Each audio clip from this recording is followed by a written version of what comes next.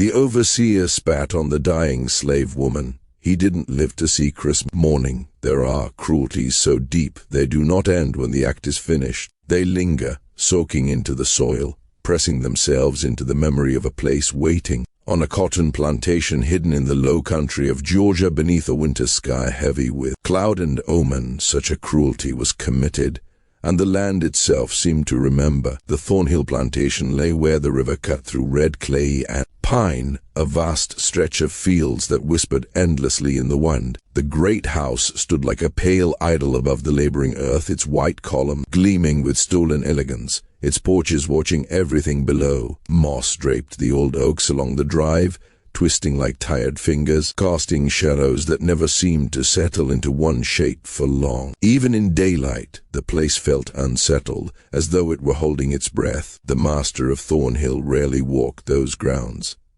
He preferred ledgers to faces, tallies to voices. Cotton was counted, weighed, and shipped, while human lives were reduced to figures that rose or fell with productivity. The daily burden of command fell to the overseer, a man named Silas Harrove, whose presence chilled the air long before his boots reached the fields. Harrove was not loud with rage or careless with violence.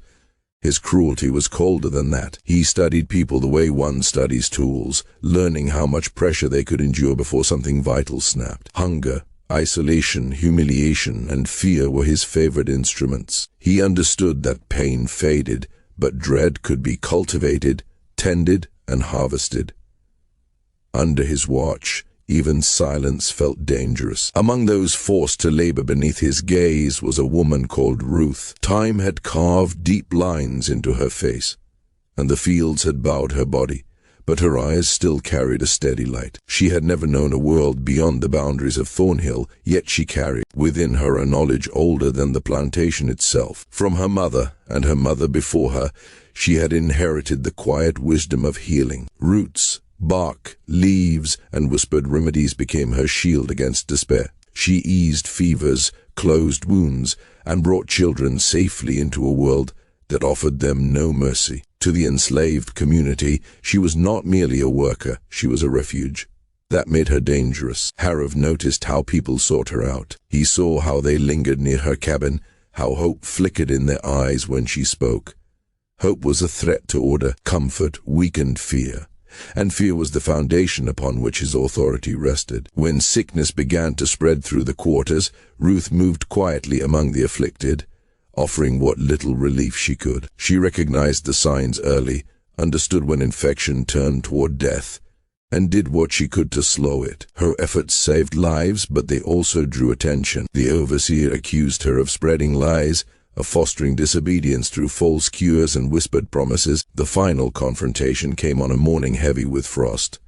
Ruth had been tending to a woman whose breath rattled like dry leaves. Harrove arrived unannounced, his shadow filling the doorway. He accused Ruth of stealing time, of pretending to knowledge she had no right to claim. When she did not bow her head quickly enough, when she met his gaze with quiet defiance, something inside him hardened. He spat at her feet as she knelt beside the dying woman. The gesture was deliberate, public, meant to strip her of dignity in front of those who depended on her. He mocked her remedies, her faith, her purpose. Then he ordered her back to the fields, leaving the sick woman gasping alone. That act did not end when he turned away. From that day forward, Harrove changed. Or perhaps what changed was the way the world looked back at him. He complained of pressure around his throat, of restless nights filled with dreams he refused to describe. Witnesses later said he often paused mid-step, rubbing his neck as if something unseen had brushed against it. The fields grew unnaturally quiet when he passed, the wind dropping as though listening. Animals reacted first. Horses balked and snorted when he approached. Dogs whined and hid. Even the birds seemed to scatter at his presence, leaving the air hollow and tense. At night, lights were seen moving along the tree line near his quarters, pale and wandering, though no one dared investigate. As the days dragged on, Harrove grew weaker. Dark marks appeared along his throat, faint at first, then deepening, arranged in a pattern no one could explain. He claimed illness, exhaustion, anything that sounded reasonable, but fear crept into his voice, thin and sharp. He began sleeping with a lamp burning, though it did little to chase away the shadows. When he finally died, it was said that several people were present. Each told a different version of what they witnessed. Some claimed he choked on his own breath. Others whispered of hands, dark and deliberate, closing around his neck. The official record dismissed it all, labeling the death as natural, though the word beneath had been scratched out with such violence that the paper itself was torn. Photographs taken after his death revealed the truth the ink tried to hide. The marks were undeniable, precise, as though something had finished a task it had waited patiently to begin. Ruth did not live to see what became of him. She returned to her work, quieter than before, her eyes heavy with knowledge. But those who survived said the sickness eased after his passing. The nights grew calmer. The air felt lighter, though never clean. Some say justice has a voice too soft for courts to hear. Others believe the land remembers every cruelty inflicted upon it, and that memory has a will of its own. At Thornhill Plantation, the soil still holds its secrets, and when the wind moves through the cotton at night, it carries a warning. Not all hands are visible, not all debts are forgotten, and some acts of contempt summon answers that no one can escape. This is gospel of the haunted, where the past does not sleep, and the dead are never truly silent. When sickness crept into the quarters like a quiet thief, it was Ruth they sought. When a child burned with fever and cried until the night itself seemed to ache, Ruth's hands were the ones that cooled trembling skin. When a woman's labor turned long and dangerous, Ruth's voice became an anchor, guiding new life into a world already sharpened with cruelty. When a man split his flesh on iron or stone, Ruth knew how to cleanse the wound, how to keep death from nesting inside it. She never announced herself. She never demanded gratitude. She moved like a shadow shaped by purpose, carrying knowledge older than the plantation, older than the fences that caged her life. She did what had to be done because someone had to, because survival demanded it. That quiet power unsettled Silas Harrove. He trusted only what bent beneath his hand. Anything he could not command, he feared. And Ruth was something he could never fully reach. When the enslaved people turned toward her in moments of desperation, their eyes did not seek his permission. When she eased pain, when she brought relief without asking anything in return, she reminded them of a dangerous truth, that mercy could exist without him, that humanity had not been entirely crushed beneath his boots. To Harrove, this was intolerable. Dependency was his currency. Control was his religion. Ruth's presence threatened both. The tension between them did not arrive all at once. It gathered slowly, like storm clouds stacking along the horizon. Small humiliations, sharpened words, orders designed to wound without drawing blood. Each cruelty tested how far she could be pushed. Each act of quiet resistance proved she would not bend the way he wanted. One summer day, when the air hung heavy and unmoving, a child collapsed in the fields, skin blazing with fever, eyes lost to delirium. Ruth asked to leave her row, asked to tend to the child before the heat claimed something vital. Harrove denied her. The work, he said, mattered more than a single sick body. The fields did not wait. Ruth went anyway. She spent the night beside the child, cooling her skin, coaxing her breath back into rhythm, refusing to sleep until the fever broke. By dawn, the child lived. By midday, Ruth was bound to the post. The lash fell again and again, carving pain into her back.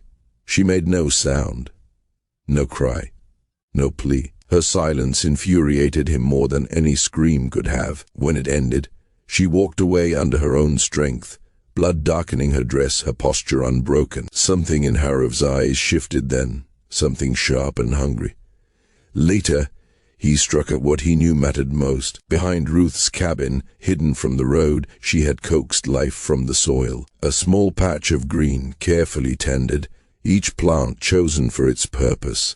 Leaves that eased pain, roots that stilled bleeding, bark that softened fevers, flowers that invited sleep to haunted minds. It was more than a garden, it was memory, it was defiance shaped into something gentle. When Harrove found it, his decision was immediate. He named it disobedience, he named it theft of time.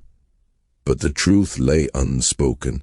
He could not allow her to create good without his consent. He ordered it destroyed. 2 men were forced to do it. their hands shaking as they tore living things from the ground. Roots snapped, leaves crushed beneath boots, years of care erased in moments. Ruth watched without protest, her face unreadable, her eyes reflecting nothing. The men wept as they worked, knowing what they were erasing, knowing how many lives those plants had touched. They finished quickly because delay would have meant punishment. When it was done, the earth lay bare and wounded. After that, Ruth changed. She still tended the sick.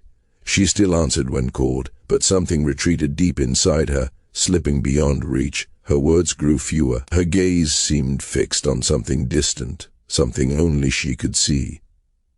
Those who depended on her felt the shift and feared it. Ruth had always carried hope, like a quiet flame. Now that flame burned lower, sharper, transformed into something colder, something that did not promise comfort. A young woman named Denina noticed more than most. She worked beside Ruth in the fields, had learned to read the land through her eyes, to recognize healing in leaves and soil. Ruth had begun teaching her once, passing on fragments of knowledge with care, seeing in Denina the same gift she herself carried. Denina absorbed it eagerly, memorizing scents, textures, remedies. But after the garden was destroyed, the lessons stopped. Questions were answered briefly, then not at all. When Denina spoke of the future, of continuing the work, Ruth's silence grew heavy, final. It was as if she no longer believed in tomorrows. Others noticed changes too. Joseph, tasked with serving Harrove and keeping his quarters, saw something unraveling behind the overseer's eyes. The cruelty remained, but its shape warped. Where once it had been measured, it now flared without warning. Rage spilled out over nothing. A glance. A pause. A breath taken too slowly. He shouted at shadows, accused workers of plotting, of moving with deliberate slowness, of watching him when his back was turned. Sleep abandoned him. His meals went untouched. His hands trembled when he thought no one was looking. The plantation felt different as autumn deepened. The air seemed to thicken after sunset. Sounds carried farther than they should. Footsteps echoed where no one stood. Some swore they heard whispers near Ruth's cabin, low and steady, like prayers spoken into the soil. Others claimed Harrove paced at night, muttering to himself, clutching his throat as though remembering something he could not escape. Fear spread, quiet and intimate. Whatever had been broken that summer did not heal. It hardened, it waited, and beneath the shifting leaves and darkening sky, Thornhill Plantation held its breath as if it sensed that something had been set in motion, something that would not stop until a balance was answered. In that stillness, every shadow felt closer, every whisper more deliberate, every silence charged with meaning. The land remembered, and soon it would respond. Frost cracked beneath his boots as he crossed the yard, each step sharp and deliberate, as though the ground itself recoiled from his weight. His breathing sounded strained, every word dragged out with effort, scraped raw by something unseen tightening inside his chest. When he spoke, his voice carried no warmth, only contempt, aimed like a blade. He told her she was nothing less than the dirt clinging to his heels, and the cold seemed to deepen at the sound. Those nearby felt it then, that something was wrong in a way that went beyond cruelty. Joseph felt it most keenly. He had survived long enough by learning how to disappear, how to fold himself in corners and silence, how to make his presence so small that violence passed him by. His hair had gone grey under other men's commands, his back bent from years of service, his movements careful and apologetic. He had seen overseers come and go, each with their own brand of brutality. But Harrove was different. There was an instability to him, a restless fury that never truly slept, as though he were always standing on the edge of something far worse. Late in the season, while cleaning Harrove's quarters, Joseph had stumbled upon a truth that made his blood turn cold. A journal lay open on the desk, its pages filled with tight, angry script. Joseph knew how to read, a secret skill he guarded like his own heartbeat, but his eyes caught the words before he could stop them. They burned into him instantly. The overseer had written of Ruth not as a person but as a problem to be erased. He wrote of breaking her, of turning her suffering into a lesson that would echo long after she was gone. He wrote with certainty, with a confidence that suggested he believed himself untouchable. Joseph closed the book with shaking hands, his pulse roaring in his ears. He finished his work quickly, afraid the walls themselves might repeat what he had seen. He wanted to warn Ruth, wanted to whisper danger into her ear, but fear sealed his mouth. What warning could save her in a world where the law itself wore a whip? Speaking might only doom them both, so he carried the knowledge alone, heavy and suffocating, waiting for it to become real. By the time winter pressed its fingers into the land, Ruth's body began to fail her. The sickness came without mercy. Fever wrapped her in fire, then dropped her into shuddering cold. Her cough tore through her chest, leaving her breath thin and broken. Some said it was a common winter illness, others whispered of wasting disease, and the oldest women spoke softly of deeper causes, of grief turning inward, of spirits unsettled by what had been taken from her. Whatever the truth, Ruth weakened visibly day by day, as though something essential were being burned away. She should have been allowed to rest. Anyone with eyes could see she was dying, but Harrove refused her mercy. He claimed deception, accused her of pretending, of trying to escape labor through weakness. His words spread like poison, giving others permission to doubt what was plain before them. Ruth was forced to rise each morning, forced to stand when her legs trembled, forced to prove her worth with a body already slipping toward the grave. Dinina stayed with her whenever she could. She brought water, held her upright when coughing stole her breath, pressed cool cloths to burning skin. At night she sat close, listening to Ruth's ragged breathing, fighting tears she could not afford. Without the garden, without the remedies that had once been second nature, Dinina was nearly helpless. Winter had locked the land, hiding what little medicine might still exist. The few concoctions she managed were pale shadows of what Ruth herself would have prepared. Others came too, bringing blankets, scraps of food, prayers whispered into darkness. They all saw the truth.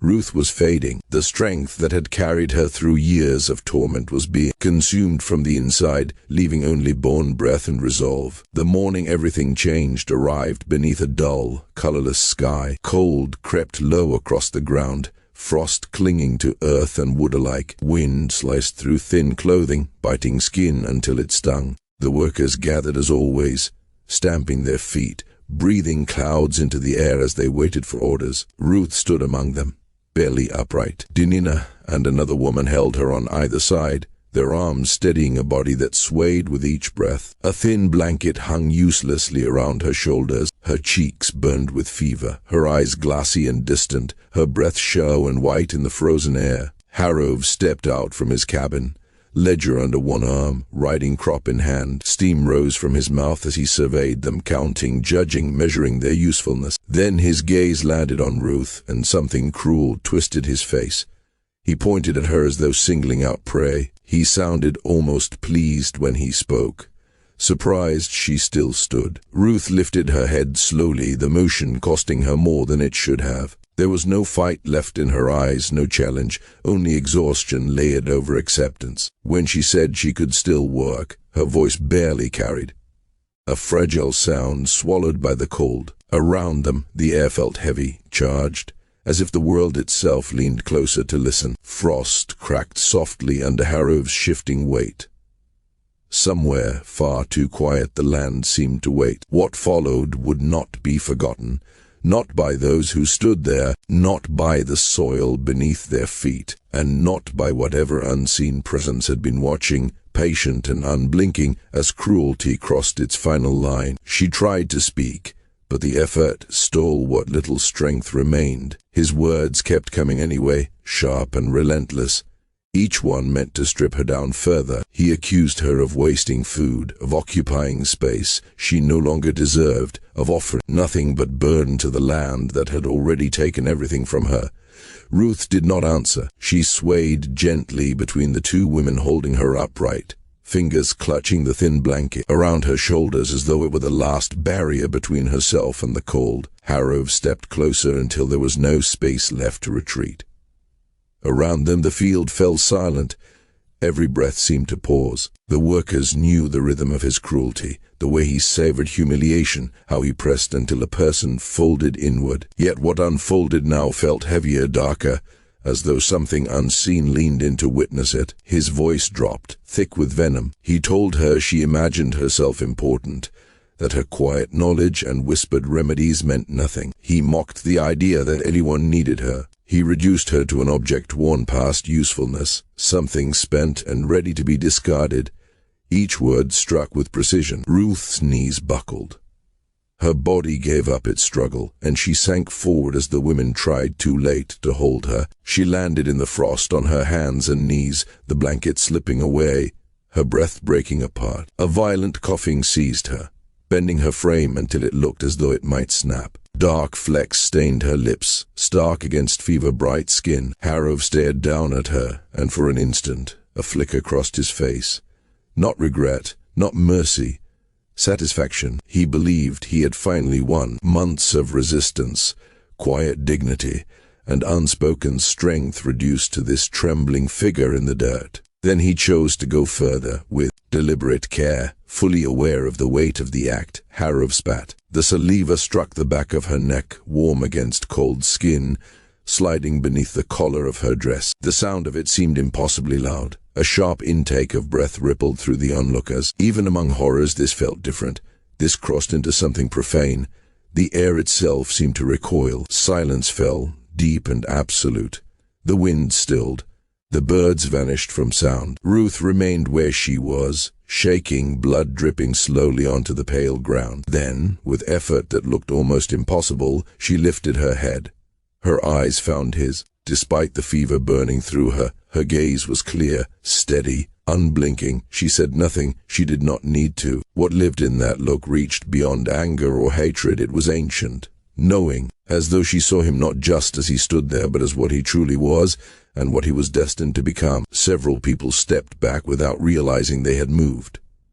Something in that gaze felt like a promise. For the briefest moment, cold traced its way down Harrove's spine. Fear, sharp and unfamiliar, flared within him. He crushed it immediately, furious at himself for feeling unsettled by a dying woman. His voice came out harsher than he intended as he ordered her removed from his sight. If she failed to work again, he declared, she would not eat. Dinina and an older woman named Sarah lifted Ruth as gently as they could, her weight light and uncooperative. They half carried her away from the field, past the great house that loomed indifferent, toward the rows of cabins behind it. The structures were rough and narrow, gaps between the boards inviting wind and cold inside. Families lived pressed together within those walls, privacy sacrificed to survival. Ruth's place was a small corner, barely enough for a cot and a trunk holding the few remnants of her life. They laid her down and covered her with what blankets could be spared.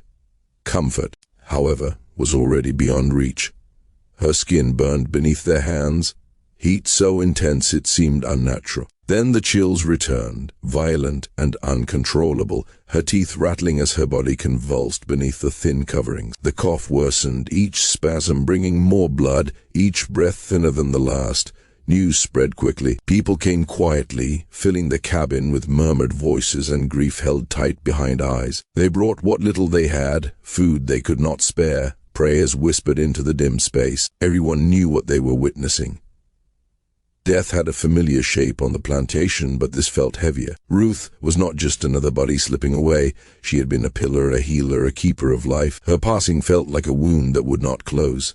As the hours stretched on, Ruth drifted between worlds. Sometimes her eyes opened, and recognition flickered. Sometimes her lips moved without sound, as if speaking to someone no one else could see. Shadows seemed to gather in the corners of the cabin as daylight faded, thickening with each breath she took. Outside, the plantation settled into uneasy stillness, and somewhere beneath the floorboards, beneath the frost and the waiting soil, something listened, something that had seen the line crossed. Something that remembered. At times she tried to speak, but the effort drained her completely, leaving only a faint movement of her lips. At other moments, she slipped into fevered visions, whispering fragments of words that bent and blurred, reaching toward shapes no one else could see. Her hands moved as if touching another world, fingers trembling in the air. Dinina never left her side. She held Ruth's burning hand, cooled her forehead with damp cloths, and whispered gentle lies meant to soften the truth. She told her rest was coming. That morning would bring relief. Even as dread settled heavy in her chest, they both knew the night had teeth. By the time darkness fully claimed the cabin, death had made itself unmistakably known. The fever ruled Ruth's body completely now. Her breathing turned uneven and frightening, a rush of shallow gasps followed by long, hollow pauses that made everyone hold their own breath in terror. Each time she stopped breathing, it felt final, as if the world itself leaned closer, waiting. Then she would gasp again, dragged back with effort, her chest shuddering violently, her skin dulled to a sickly gray, her lips darkened to blue, and the warmth that once radiated from her seemed to be slipping away. The women gathered close, forming a quiet circle around the cot. Hands rested on Ruth's arms, her face, her shoulders, as if touch alone might anchor her to this side of existence. They spoke softly, saying goodbye without daring to say the words aloud. Tears fell soundlessly. Grief pressed in so tightly it felt like another presence in the room. Near midnight, something shifted. Ruth, who had lain unresponsive for hours, suddenly opened her eyes. Dinina would later say those eyes were startlingly clear, as if the fever had loosened its grip just long enough to allow one final moment of truth. Ruth looked around the cabin slowly, deliberately, seeing each face gathered there. It was not a vacant glance. It was a look that made each woman feel known, understood, witnessed in a way that cut deeper than words. Then Ruth's gaze settled on Dinina. With strength that did not belong to a dying body, Ruth reached out and seized Dinina's hand. The grip was firm, urgent. Dinina leaned in, her heart pounding, afraid to miss even a breath. Ruth's voice emerged as a fragile whisper, each word carried on pain. And will alone, yet every syllable landed with terrible clarity. She told Dinina to remember. She told her to tell the others that debts are paid whether or not one believes in justice. She spoke of cruelty as a seed that always returns its harvest. She spoke of reckoning, of balance, of the truth that nothing done in darkness remains unpaid.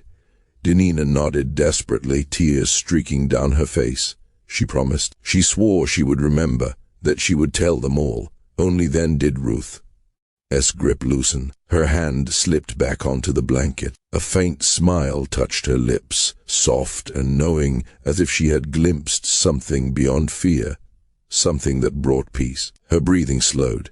It evened out. For a brief, terrible moment, it almost seemed as though she might recover. The women began to pray. Their voices rose and fell together, weaving the old rhythms passed down through generations of pain and survival. Songs filled the cabin, low and trembling, carrying sorrow, hope, and memory all at once. Just before dawn, as gray light crept through the cracks in the walls, Ruth took one final breath. She released it slowly, gently, and did not draw another. Silence followed, vast and heavy. The prayers died unfinished. No one moved. Finally, Sarah, the eldest among them, stepped forward and closed Ruth's eyes with careful fingers. She spoke quietly, her voice steady despite the weight of grief. Ruth was free now, she said. Whatever waited beyond this world, freedom waited there. Ruth was buried that same day. They carried her to the small burial ground at the edge of the plantation, a sacred clearing where generations of the enslaved had been laid into the earth. There were no lasting markers, only rough wooden signs that time would eventually claim. Yet everyone knew who rested where. Names were remembered. Stories were guarded. It was one of the few places that belonged entirely to them, where grief could be shared without permission, where humanity still breathed. Her body was wrapped in a clean sheet, the best they could offer. 6 men lifted her carefully, their faces carved with sorrow. The entire community followed behind, moving slowly through the cold morning air. They sang as they walked. The songs spoke of rest, of crossing over, of a home beyond suffering. Their words carried layered meanings, messages hidden in plain sound, understood fully only by those who needed them. At the grave, there was no speech beyond whispered prayers. Ruth was lowered into the red clay, and one by one, Hands released soil onto the sheet-covered form. Each handful sounded louder than it should have. Denina approached last. She stood at the edge of the grave and looked down, her chest tight with promise and loss. She spoke softly, her voice trembling but certain. She would remember. She would tell them. The plantation owner did not attend. Ruth's passing was nothing more than a subtraction in a ledger, one fewer mouth to feed, one fewer body to count. He was away on business, unconcerned. And when he later heard of her death, his only question was whether it would affect output. He was assured it would not. The overseer did attend. He stood apart from the gathered mourners, watching with restless agitation. Those who noticed him saw how often his hand went to the riding crop at his belt, how his weight shifted constantly. His face was flushed despite the cold, and again his fingers drifted to the back of his neck, scratching as though something irritated him beneath the skin. When the burial ended and the workers began to drift away, the overseer raised his voice. What he said next would linger long after the grave was filled, and the land, patient and listening, took note. He had learned, over years bent beneath another man's authority, the fragile art of survival, knowing when breath itself should be restrained, when words could become weapons turned inward, and when silence was the only shield that kept flesh unbroken. 2 years under Harrove's rule had taught him how to read the overseer's shifting temper, how to sense danger before it announced itself. That morning, standing among the disturbed earth and freshly turned soil, he felt it sharpen in the air. Harrove's voice cut across the burial ground, hard and impatient, snapping the fragile stillness like a bone underfoot. He ordered them back to the fields, declared the mourning finished, reminded them that labor waited for no grief. The words struck harder than the cold. For a heartbeat, no one moved. The grave was still open to the sky in their minds, the scent of clay clinging to their hands, the echo of prayers not yet faded. One of their own lay newly claimed by the ground, and already they were being driven onward, as though death itself were an inconvenience. Yet hesitation had no power here. Slowly, shoulders sagging, heads lowered, they obeyed, feet dragged away from the mound of earth that marked Ruth's place, leaving behind the only proof that she had ever drawn breath. Joseph lingered at the edge, watching as Harrove turned to leave. That was when he saw it. A misstep, a brief sway, as if the world had tilted beneath the overseer's boots. Harrove lifted a hand to his forehead, steadied himself, then straightened with forced resolve and strode toward his cabin. But Joseph's gaze lingered on the small telling motion that followed, the way Harrove's fingers clawed at the back of his own neck, scratching with an urgency that felt wrong. That night, the cabin carried a different weight. Joseph arrived with the evening meal as he always did, but found Harrove seated at his desk, unmoving, eyes fixed on the wall as though something unseen hovered there. The food remained untouched, growing cold. When Joseph spoke, the overseer barely reacted, dismissing him with a sharp wave of irritation. The words said he was fine. The body said otherwise.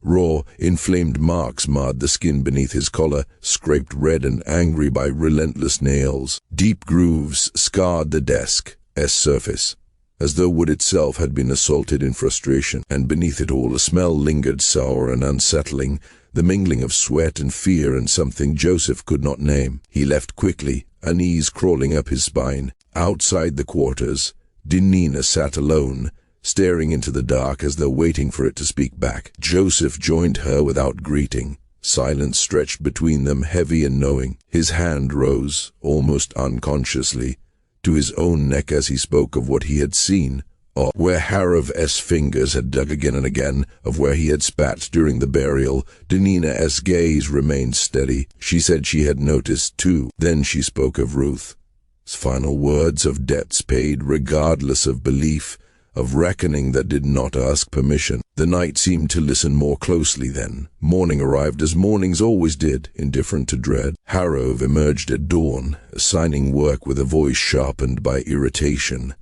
Those near him sensed the change immediately. He snapped over nothing. His face burned red beneath the rising sun. His hand never left his neck for long, scratching as though something beneath the skin demanded attention. The marks had spread, creeping downward like a slow corruption. By midday, he withdrew to his cabin, claiming the need for records, though no ink would touch paper. When Joseph checked later, the overseer sat before an empty ledger, lamp-lit despite the lingering daylight. Shadows stretched unnaturally across the walls. The page remained blank, accusing. Harrove stared at it as though waiting for words to appear on their own, his fingers working at his neck with mechanical persistence. That evening Joseph was summoned again. The cabin had darkened further, the lamp burning low, shadows pooling in the corners like gathered secrets. Harrove did not look up. He asked about sounds in the night, about singing. A woman's voice, rising from the quarters, threading the darkness with melodies Joseph knew too well, songs of sorrow and endurance, songs meant for the living. Cold slid through Joseph's veins. He knew no such singing had occurred. Grief had sealed every throat shut. Yet he denied hearing anything, choosing caution over truth. When Harrove finally raised his head, his eyes were bloodshot, his neck torn and bleeding in places. He accused Joseph of lying, insisted the voice had been real close, watching him from just beyond the window. The suggestion of wind was dismissed with fury. Harrove's fear spilled out, uncontained, confessing paranoia he could no longer hide. Joseph said nothing more. He offered food, escape, anything to end the moment. Harrove answered with threat and rage, ordering him out. Joseph fled, heart pounding, carrying the certainty that something had shifted beyond repair. That night, the plantation did not sleep. The wind carried whispers that did not belong to it. The trees groaned with unfamiliar weight. From the direction of the burial ground came a sound too soft to name.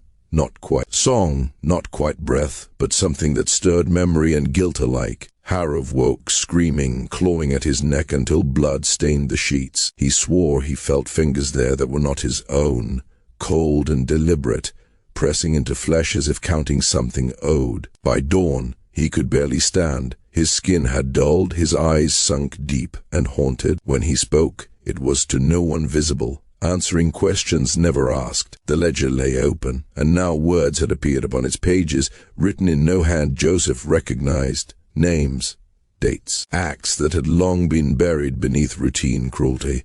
Each line pulsed with quiet accusation. Harrove tried to burn the book. The fire would not take. Days passed, though time itself felt warped, stretched thin by fear.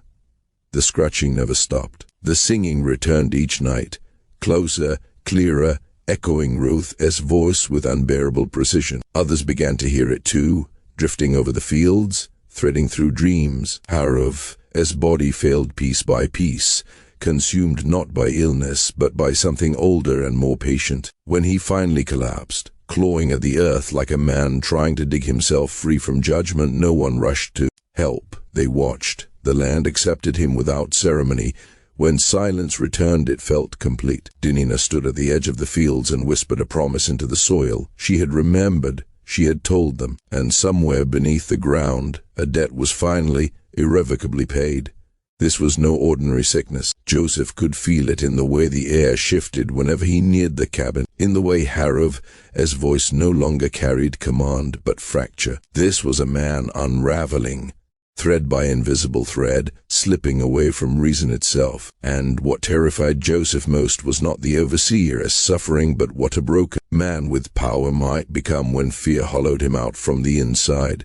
As the days crept forward, the decay accelerated. Harrove vanished from daily life, sealing himself inside the cabin like an animal retreating to its burrow. Orders came second-hand, whispered through Joseph, stripped of their former authority. The plantation continued to move, but without its cruel heartbeat. Everything felt wrong, off rhythm, as if the land itself were holding its breath. The marks on Harrove's neck worsened with each passing dawn. What had once been raw scratches now looked like deliberate wounds, red and swollen, trailing beneath his collar and climbing toward his scalp, as though something were mapping him from the inside out. He complained endlessly of pain behind the eyes, of pressure inside his skull, of sounds that did not belong to waking hours, singing that crawled through the night air, whispers that spoke his name with intimate familiarity, footsteps circling the cabin long after all movement had ceased. One morning, he ordered Joseph to fetch a doctor, only to panic moments later. His voice cracked as he revoked the command, terror leaking through his bluster. He spoke of appearances, of judgment, of being watched. He insisted it was nothing more than a passing fever, a weakness that would fade if ignored.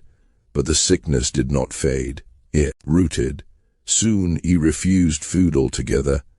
He claimed it tasted wrong, smelled wrong, that it had been touched by hostile hands. Suspicion bloomed into accusation.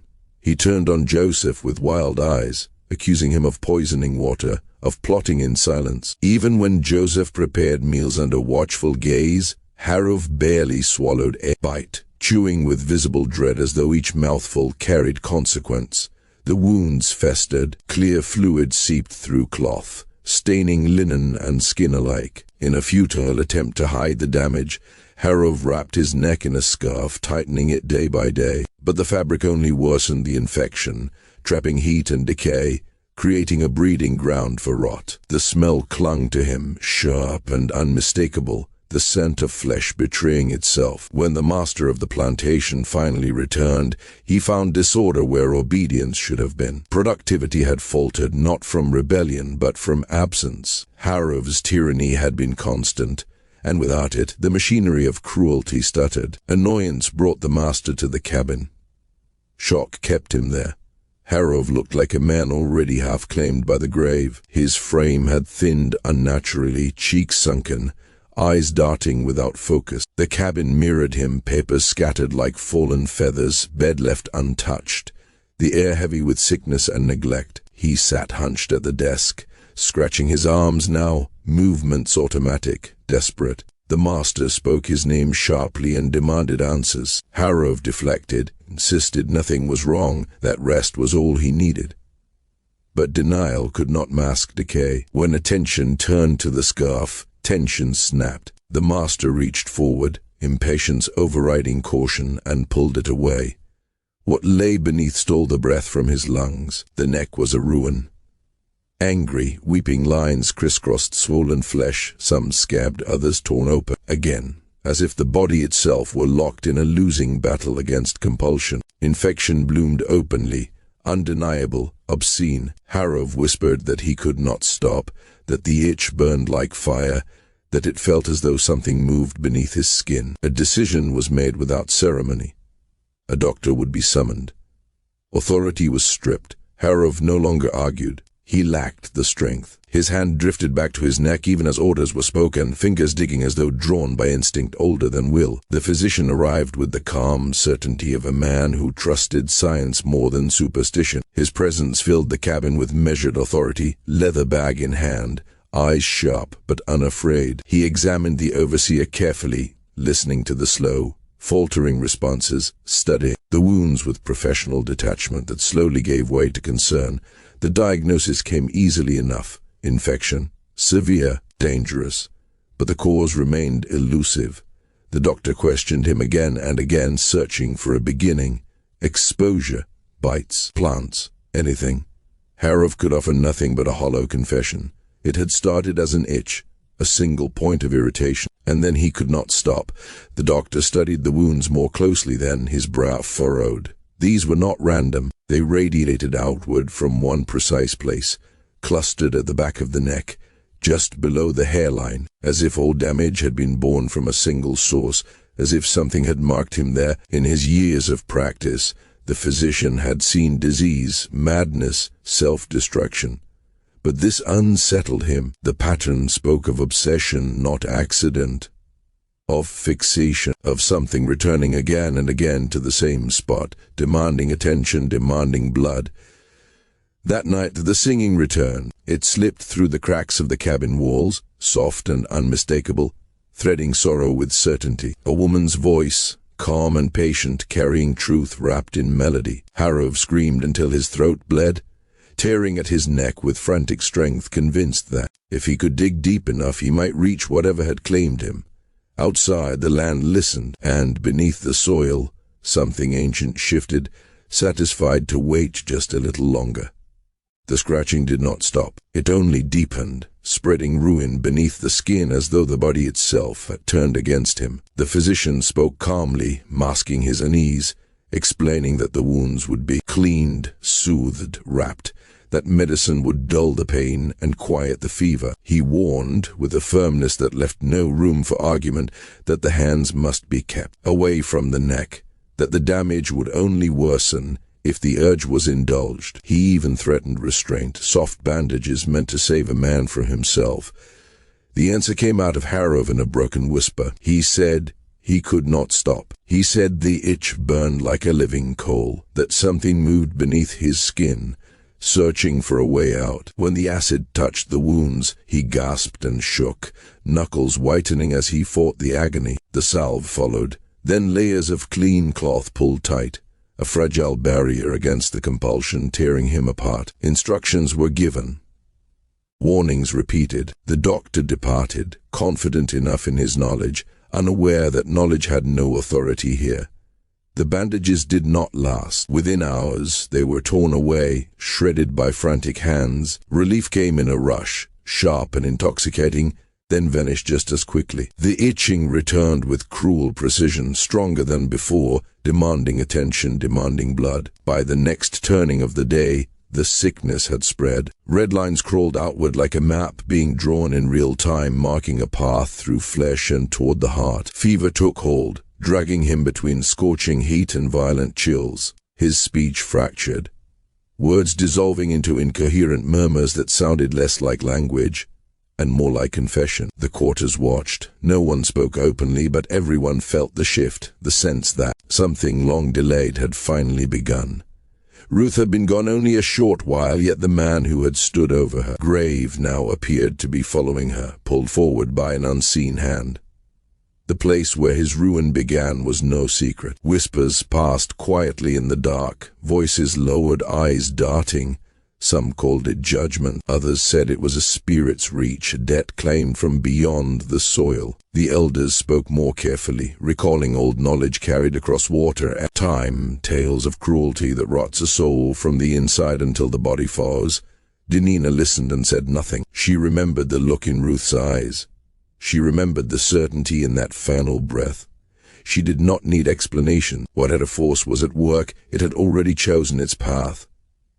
Whether born of sickness or something older did not matter. The promise was unfolding. Soon Harrove could no longer bear touch.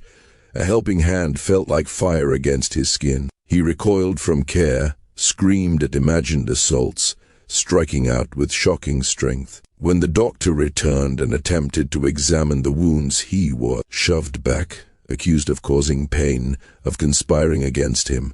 The verdict was clear. The infection had entered the blood, the mind unraveling alongside the flesh. Restraint was advised. Restraint failed. He fought like a trapped animal, thrashing, roaring, fueled by terror and desperation. In the end, they left him alone. It was safer that way.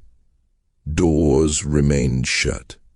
Visits were brief. Those who entered spoke later of what they had seen and wished they had not. Sometimes he stood at the window, staring toward the quarters, lips moving as if answering a voice carried on the wind. Other times he curled upon the bed, shaking, hands pressed tight to his ears, pleading for silence that never came. Once, he was found on his knees in the center of the room, hands clasped. In a mockery of prayer, tears carving tracks through grime and sweat, he repeated apologies until the words lost shape, until they became sound without meaning.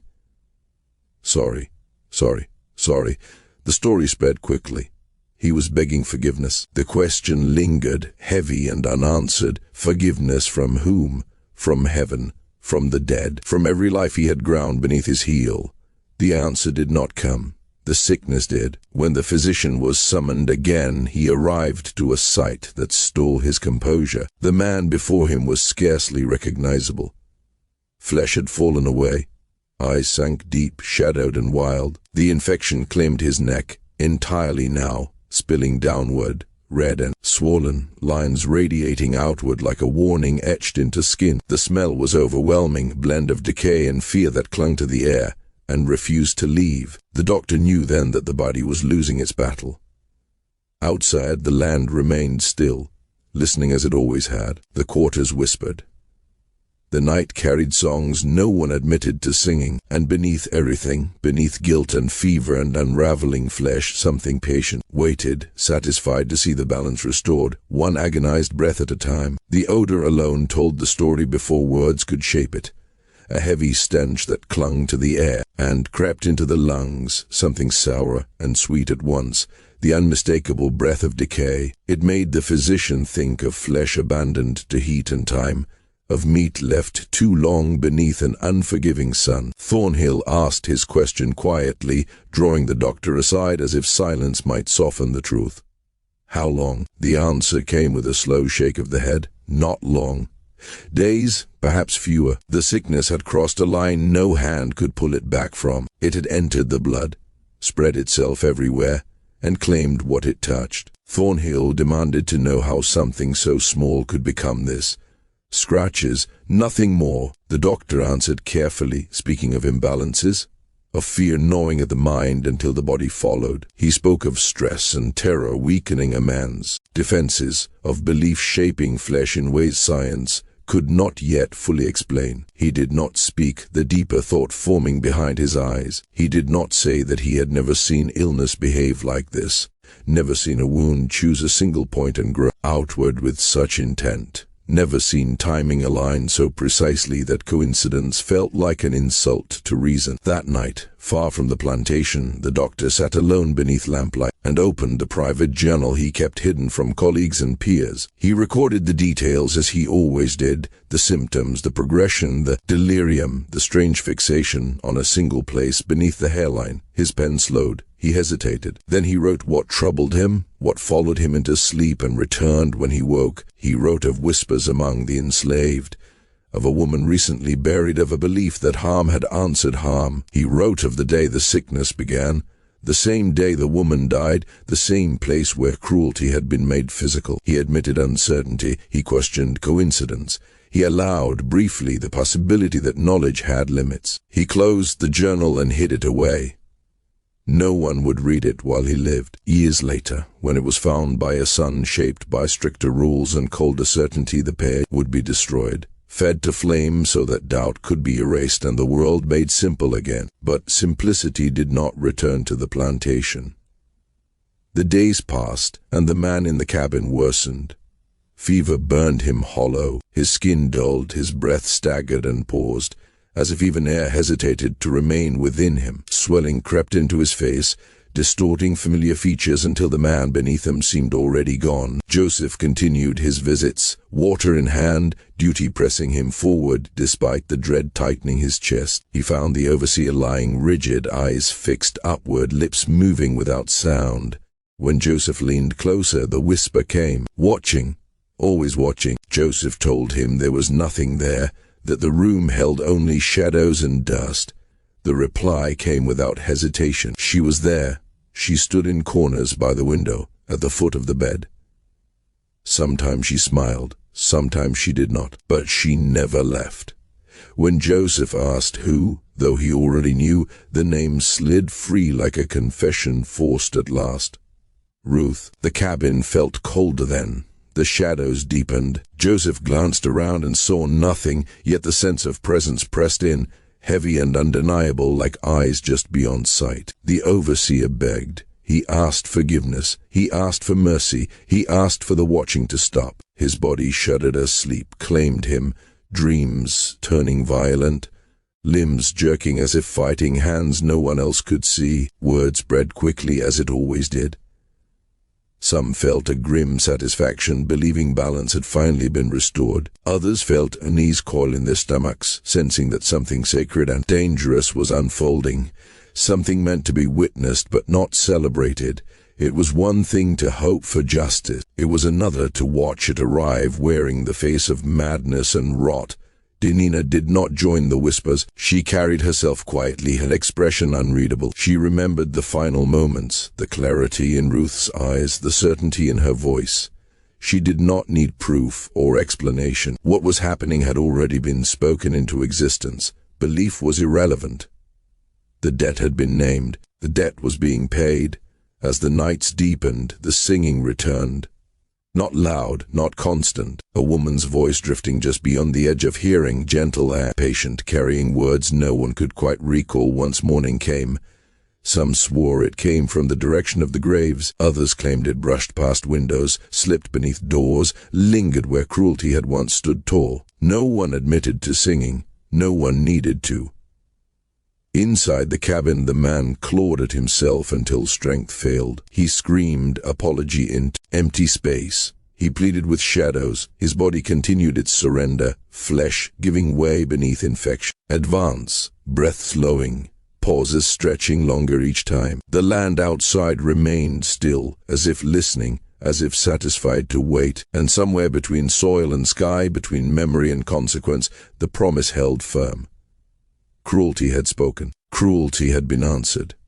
And the gospel of the haunted carried the echo forward, ensuring it would not be forgotten. When word reached her about the visions that plagued him, about the way he claimed to see Ruth standing within his cabin, Denina felt something unexpected settle over her chest. Not joy, not triumph, but a calm certainty, like the quiet after a storm has finally passed. Ruth had spoken of depths that did not ask permission to be collected, and now it seemed that promise was unfolding exactly as it had been spoken, whether shaped by heaven, by forces older and darker, or by the simple rot of guilt eating a man alive. A reckoning was taking place, and Ruth, in whatever form she now wore, was there to witness it. As the days crept forward, the visions tightened their grip. By the time the 18th arrived, Joseph reported that the overseer no longer merely saw shapes or shadows. He spoke to them. He argued with empty space, his voice sharp with rage, his hands slicing through air as if striking an unseen opponent. At other moments he fell silent, frozen in place, eyes locked on some corner of the room, terror stretching his features into something barely human. Once, in a voice hollow with dread, he whispered that she was there again. Always there, watching, judging. When Joseph asked who, though the answer was already carved into his bones, the name slid out like a confession torn loose. Ruth. Thornhill. His patience wore thin. His overseer was dying. The year was closing, and the season of forced generosity loomed. He needed order. He needed control. He did not need a sick man babbling about ghosts. Plans were made in distant cities. Letters sent, inquiries whispered through business channels, but word travels faster than ink. Stories followed the job like a shadow, a man wasting away. A plantation touched by something unsettling, some refused outright, others hesitated, unwilling to step into a place where the air itself seemed heavy with consequence. By the 20th, the body in the cabin could no longer rise. Fever consumed what little strength remained. The wounds on his neck darkened, flesh collapsing inward as if surrendering. The stench grew impossible to ignore, thick and clinging, seeping through walls and into memory. When the doctor returned and saw him, there was no false hope left to offer. The sickness had claimed everything it needed. The end was close.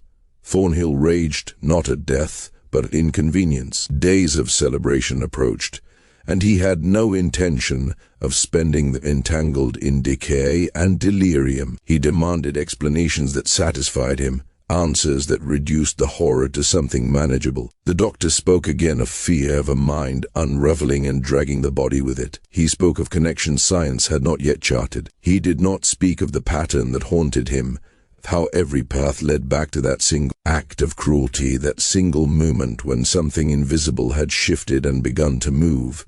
When the cold came, it came hard. Ice crept across troughs and ground alike, an unnatural stillness settling over the land. In the quarters, bodies huddled together for warmth, breath visible in the air. In the cabin, the dying man rattled with every breath, lungs struggling, flesh failing. His face had swollen and darkened until recognition felt like an act of imagination.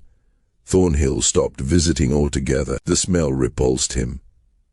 The sight unsettled him. He left instructions and withdrew into comfort, leaving the final vigil to those he barely saw as human. It was Joseph who heard the apology, clear, strong, spoke without fever or confusion. The words cut through the cabin like a blade. "I'm sorry." Joseph turned, heart pounding, unsure whether to believe what his ears had carried. The man stared upward, eyes fixed on something only he could see. The apology repeated, softer now, as if offered to someone standing just beyond reach. Then, on the 23rd, the impossible happened. After hours of stillness, after a day lost to unconsciousness, the eyes opened fully. The voice that followed was steady, stripped of madness and pain. It did not belong to a dying man. It sounded like clarity itself, arriving too late to save anything. Joseph stood frozen, watching as the overseer spoke into the empty room, acknowledging a presence with reverence and fear. He begged. He confessed. He promised change he would never live to enact. Outside, the plantation remained silent. No songs, no prayers spoken aloud, only the cold and the waiting. The land held its breath. Somewhere between the living and the dead, between memory and consequence, something listened with patience. The debt had been named long ago. Now it was being settled in full, and as the final night drew closer, the gospel of the haunted carried the truth forward on a voice colder than winter itself. No cruelty vanishes without echo. No harm goes unanswered. Some reckonings walk softly, others tear their way into the flesh, demanding to be seen. Tears streaked across his swollen face, carving clean lines through the grime and sweat that clung to him. "I am sorry," Harrove whispered again, voice cracking like thin ice underfoot. "I didn't understand. I didn't know. I thought I was doing what had to be done. I thought I was maintaining order. I was wrong, so wrong." Joseph stood nearby, unsure if he should respond, but Harrove wasn't speaking to him. His eyes were fixed above, staring at something Joseph could not see, something that seemed to exist just beyond the veil of the room. "Please," he pleaded, a shaky whisper that trembled with desperation. "I see now. I see everything. Every humiliation, every cruelty, every moment of suffering I caused. I see it all. I am sorry. I am so sorry. Please make it stop. Make it stop." Then it began. A scream ripped from him, pure and unfiltered terror. A sound that stripped away all pretense, all defense. Joseph had never heard anything like it. An eruption of a mind confronted with something beyond comprehension, something that reduced him to raw vulnerability. The scream grew, climbing and falling, sometimes breaking into words, but mostly a wild, inhuman noise that clawed at the edges of sanity. The sound brought people running. Sarah and two other house slaves burst in, followed moments later by Edmund Thornhill himself. They found Harrove thrashing across the bed, eyes wide and unseeing, mouth open in a silent scream, as if the sound had been stolen from his throat but left his body trembling in fury and fear. "Hold him down," Thornhill shouted. He'll hurt himself. But the man's strength was impossible. 4 of them grappled with him, and still he twisted and strained, eyes fixed above the bed on something only he could perceive. Minutes stretched like hours. Eventually he collapsed back onto the mattress, breathing shallow and rapid. His eyes remained open, vacant, empty of life, but full of some lingering horror. "What happened?" Thornhill demanded, looking to Joseph. "I don't know, sir," Joseph admitted, voice shaking. He started screaming, apologizing to someone, and then screaming, "I don't know who." Thornhill's gaze fell on Harrove, his infected neck, the angry red lines climbing up his throat, down onto his chest, the skin blackened in places, rotting even as life clung stubbornly to him. "He's dying," Thornhill said flatly. "Stay with him, Joseph. Send for me when it's over."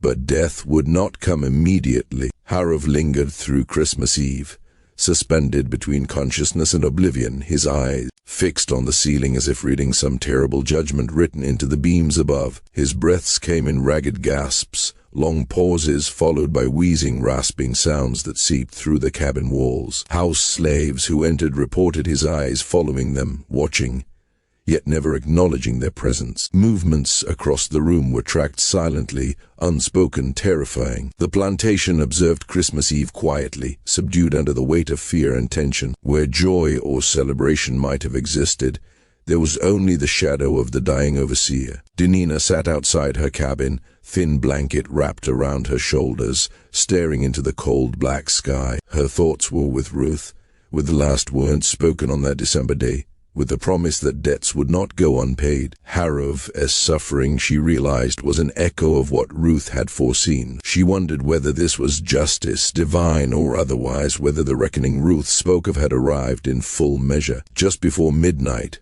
a sound rolled across the plantation, a long rattling gasp, followed by silence so absolute it pressed against the ears. Joseph, dozing in the chair outside Harrove's cabin, jolted awake. He waited, straining to hear more, but the night held only the heavy stillness. Slowly, with caution pressing every step, he pushed open the door. Harrove was gone. His eyes stared at the ceiling, frozen mid-expression. Mouth open as if mid-scream, mid-prayer, mid-confession, but it was the neck that stole Joseph's breath, the wounds, the necrosis, the blackened tissue splitting open to reveal raw, infected flesh beneath. This was the center of it all, the same place he had scratched compulsively, the same spot where Ruth's life had ended and his contempt had landed. The smell hit him first, a sickly, sweet rot that clung to the air and made him gag. Death had a voice here, and it spoke in odor and sight. Joseph ran for Thornhill. The owner arrived with a lamp, eyes widening at the sight of the body. The smell made him step back, but he masked it with businesslike authority.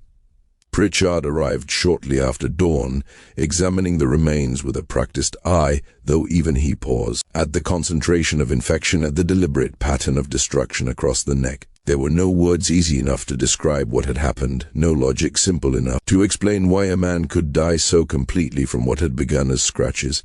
Outside, the plantation seemed to hold its breath. Even the wind was hushed, as though it too respected the gravity of what had occurred. Somewhere between the soil and the stars, between shadow and memory, the reckoning had played out. Harrove's cruelty had been answered, his pride dismantled by a slow, inevitable justice. The gospel of the haunted carried the story forward, whispering through cabins and fields, making certain that no act of oppression went unnoticed, no debt remained unpaid.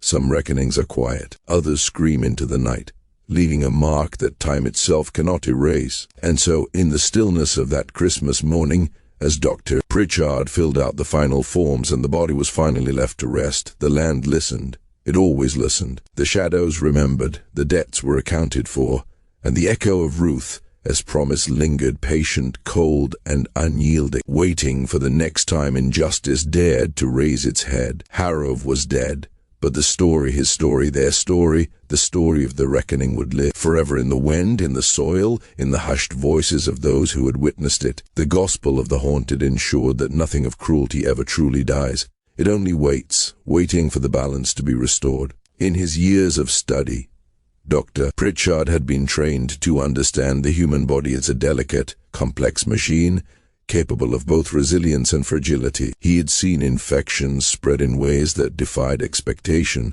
illnesses that advanced silently, invisibly, until they claimed life before any sign could be properly interpreted. Yet, there are things a man of science learns to leave unspoken, mysteries too fragile to challenge reason, particularly in communities where whispers of curses, divine retribution, and restless spirits already floated like smoke through the air. Septicemia, blood poisoning. He wrote the words deliberately on the death certificate, ink drying in the crisp December air, and handed it to Edmund Thornhill, who regarded it with the same distant practicality he afforded all inconveniences. But as Pritchard packed his leather bag, a thought stopped him. He cleared his throat. "Mr. Thornhill, may I ask about the woman who passed earlier this month?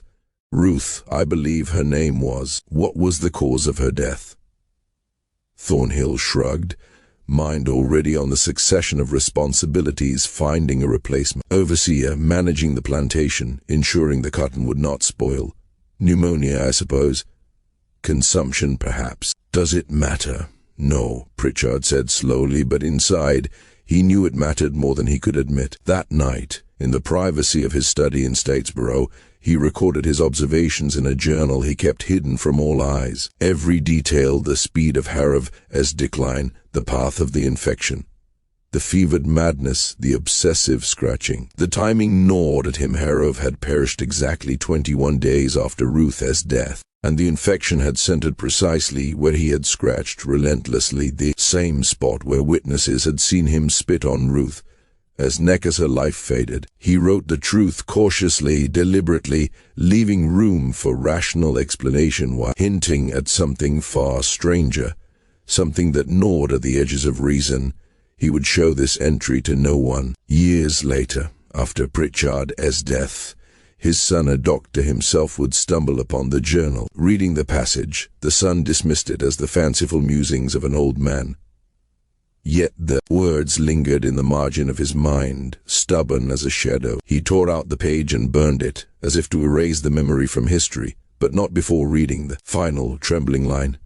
There are more things in heaven and earth than are dreamt of in our philosophy. I do not know what killed Silas Harrove, but I am not convinced it was simple infection. Silas Harrove was interred on December 26th in the White Cemetery in Statesboro, far from the field where his cruelty had reigned, and far from the unmarked graves of those he had tormented. Attendance was sparse. Edmund Thornhill, Dr. Pritchard, a handful of acquaintances who felt the polite duty to appear, and the minister who performed the service. Joseph alone represented the plantation, carrying the weight of obligation and sorrow he did not feel for Harrove, but for what the man had been. The minister, as words were brief, hollow gestures, a man taken too soon, the mysteries of God's will, hope in resurrection. Yet none mourned.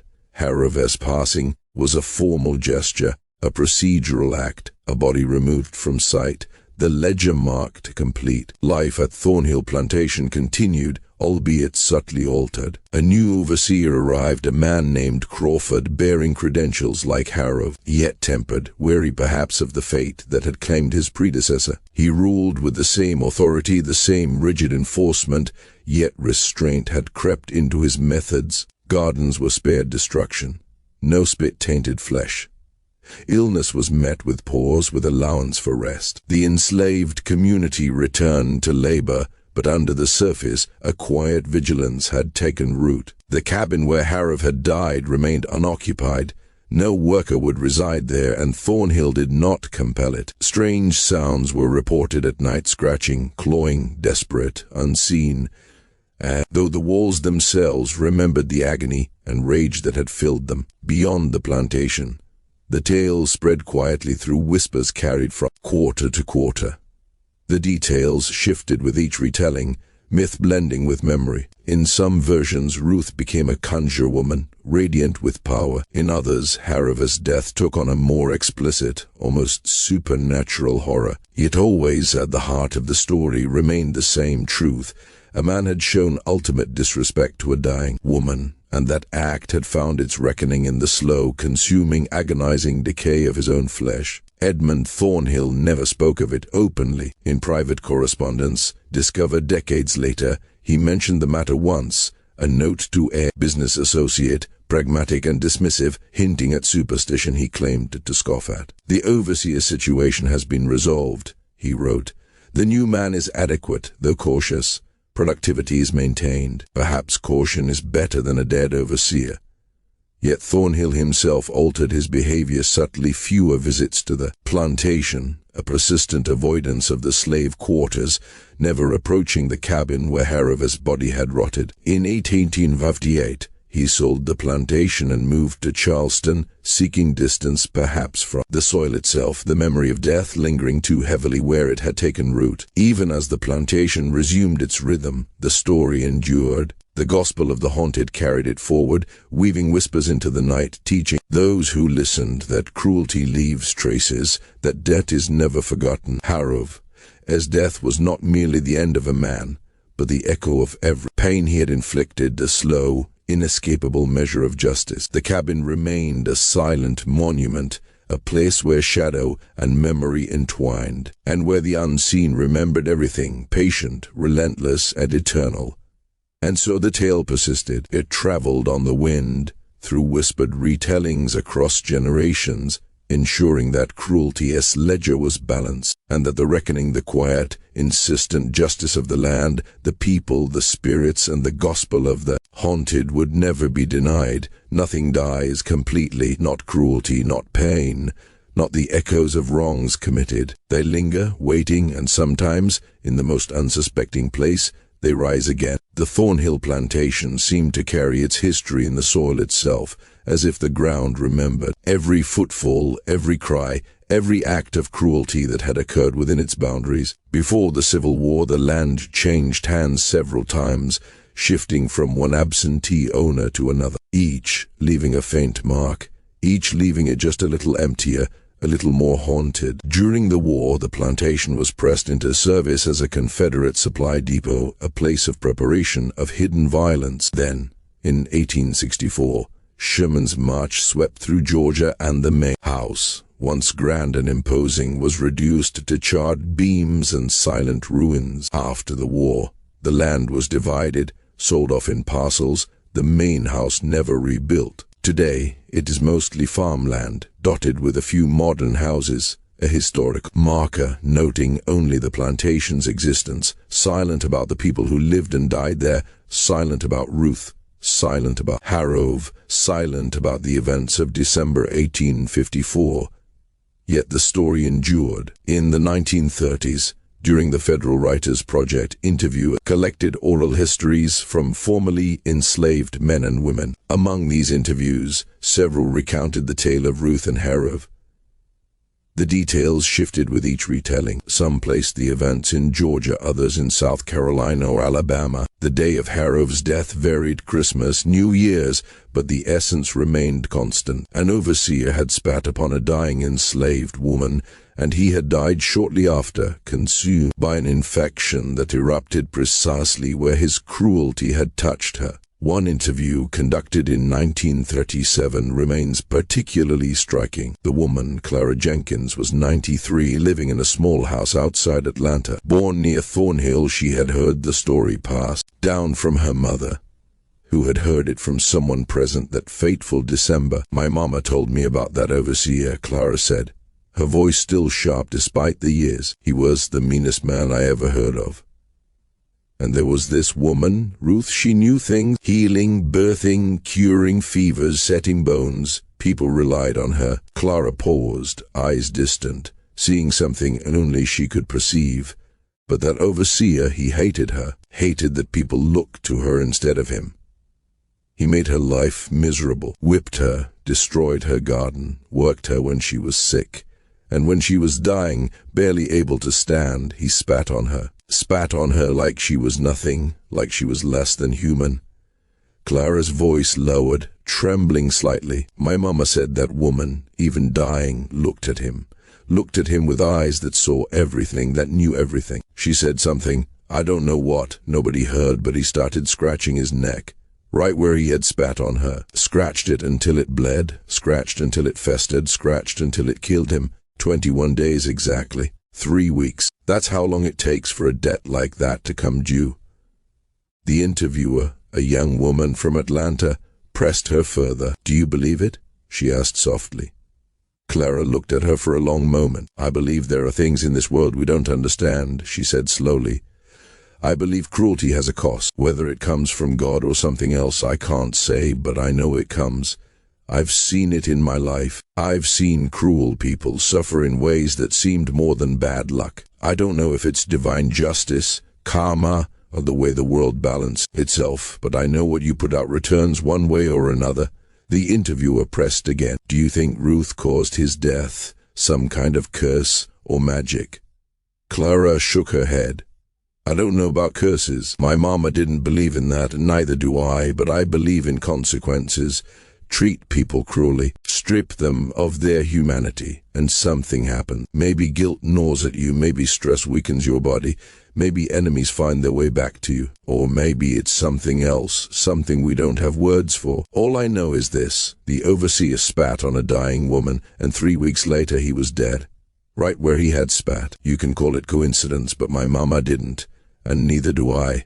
Modern historians have found fragments of confirmation records from the Thornhill Plantation, now housed in the Georgia Historical Society archives in Savannah, list an enslaved woman named Ruth who died on December 4, 1854. The ledger entry is brief. Ruth, field hand, age 38, cause of death fever, her life, her struggles, her knowledge, her strength condensed to a line in ink. The records also note Silas Harrove, overseer, died on December 25, 1854, cause, infection. Dr. Pritchard's death certificate corroborates septicemia, blood poisoning from an infected wound. The physical documents offer stark, clinical evidence, but they tell nothing of the horror, the fear, the reckoning. They cannot capture the desperate scratching, the fevered delirium, the way Harrove's body succumbed to what might have been divine justice, or the slow, insidious truth that some actions leave echoes, some cruelty demands repayment,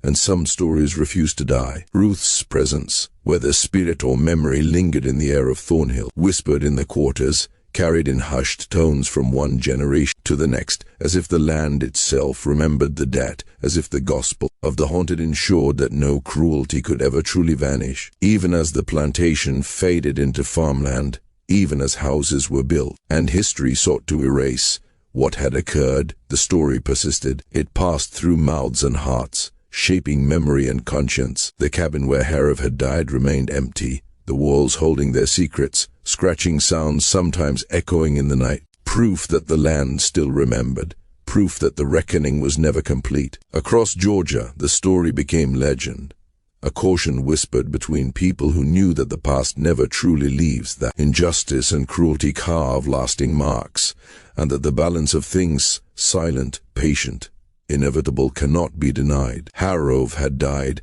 but the truth of his death, the fear it carried, the lesson it taught, traveled on. Through whispered retellings, through time, through memory and wind, the story endured. The gospel of the haunted carried it forward, ensuring that the ledger of cruelty was balanced, that the reckoning, quiet, insistent, and eternal, was never forgotten. Nothing vanishes completely. Not pain, not cruelty, not the echoes of acts done in malice. They linger, patient and waiting, and sometimes, when the world seems most ordinary, they rise again. The records cannot capture what truly haunted Thornhill Plantation. They cannot tell us whether the deaths of Ruth and Silas Harrove were linked by mere chance, or by some force beyond human comprehension. Medical historians, with their measured language and sterile reasoning, would point to septicemia, the deadly blood poisoning that consumed countless lives in the 19th century. They would speak of infected wounds, of the human body weakened by stress, poor nutrition, relentless labor, the mind's anxieties undermining the defenses of flesh and blood. They would nod to Harrove's compulsive scratching, the way he tore at his skin, opening a gateway for disease to run rampant. From that perspective, there is nothing mysterious, nothing supernatural. Infection killed him. Infection always killed men like him. And yet, the timing gnaws at the mind. 21 days, exactly 3 weeks. The infection blossomed in the same spot where he had spat on Ruth, the same spot where he had clawed and scraped, oblivious to the creeping rot beneath his fingers. A coincidence, perhaps, probably, but such coincidences are not comfortable. They are the kind that settle in the pit of your stomach and whisper that patterns exist beyond what we are willing to acknowledge, that some depths are written into the world itself, and some balances demand to be restored. There is another layer, easily overlooked, one that cannot be measured in charts or dissected in laboratories. In the weeks before her death, Ruth had been observed working quietly with plants and roots evening after evening, long after the day's labor had ended. She would sit outside her cabin, her hands gentle and precise, arranging bundles of herbs with care. When asked what she was preparing, she only smiled and said it was for later. After her passing, when the women of the community entered her cabin to clean and sort, they discovered her collection: feverfew for headaches, willow bark for pain, chamomile for rest, yarrow for bleeding, each labeled, each familiar, each a testament to her lifelong knowledge of healing passed down through generations. But one bundle stood apart. Its contents were unfamiliar, plants that grew neither in her garden nor anywhere on the plantation, gathered perhaps from the wild beyond the fields. The bundle was labeled in Ruth's precise hand with the single word, justice. The women were unsettled, unsure whether to burn it or bury it. They chose neither immediately, hiding it in a small wooden box and placing it near her grave, marked with a flat stone, a secret witness to her preparation. Whether this bundle had any effect on Harrove's death is unknowable. Ruth never applied it. She never had the opportunity. Perhaps it mattered simply that it existed, a declaration, a will, a statement that the balance must be restored. Perhaps her knowledge extended beyond healing into realms the modern mind cannot map. Or perhaps it was only a dying woman attempting to exert control to assert that justice could still be claimed, even if she would not live to witness it. The facts, however, remain indisputable. Ruth died on December 4th, 1854. Silas Harrove died on December 25th, 1854, 21 days later, consumed by an infection that began precisely where he had clawed at his own flesh. That same spot, witnesses said, where his spittle had landed on her, a final act of contempt. Plantation ledgers, death certificates, county records, these bare lines of ink offer no comfort, no meaning, only evidence. What the connection signifies, whether justice or chance, is left to the imagination of those who hear the tale. Was it divine intervention? Folk magic, learned from ancestors and woven into the soil itself? Or was it merely guilt and stress manifesting in a body unprepared for such torment? Or simply coincidence, two deaths aligned by accident yet rendered extraordinary through the lens of memory and story? Those who lived through it had their own interpretation. The enslaved community at Thornhill believed Ruth reached across death to claim her due. They saw Harrove's suffering as payment for cruelty, a reckoning delivered even when law and society turned a blind eye. In this belief, hope persisted, a fragile flame in a world designed to strip them of dignity, a sign that some force, some balance, acknowledged their humanity and punished those who denied it. The white observers had other explanations. Dr. Pritchard, methodical and restrained, viewed it as an unusual medical case, explainable in the framework of science, though the timing and circumstances unsettled him more than he would ever admit. Edmund Thornhill saw only misfortune, the misalignment of his own plan, the loss of a competent overseer at the worst possible moment. He left the plantation, eventually selling it, retreating to Charleston, leaving the stories and the whispers behind, or so he hoped. But stories like these do not vanish. They travel through wind and memory, carried in the voices of those who endured, spoken softly over fields and across generations. The gospel of the haunted preserves them, insisting that cruelty never truly disappears, that depths, whether of spirit, of justice, of the body, must be repaid. The ledger of human cruelty remains, its balance exacting, insistent, eternal.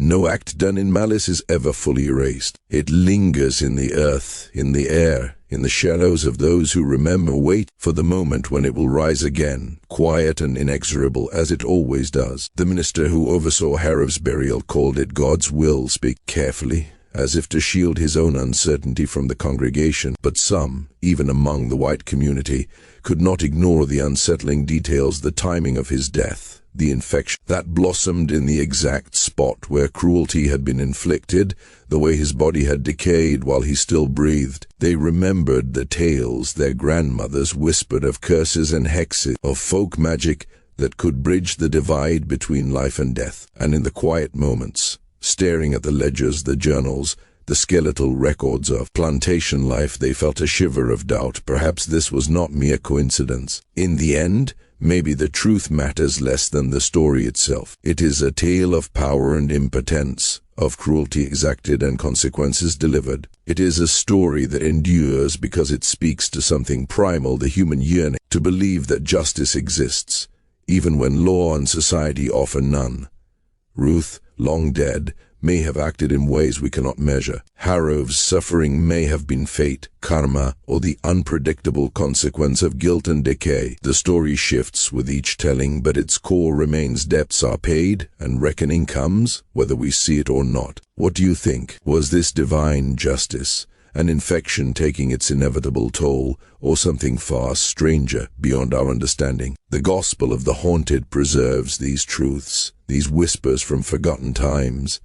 Subscribe, share, and remember, for those erased by history, those whose suffering went unrecorded, their stories demand to be told, carry forward, and never forgotten.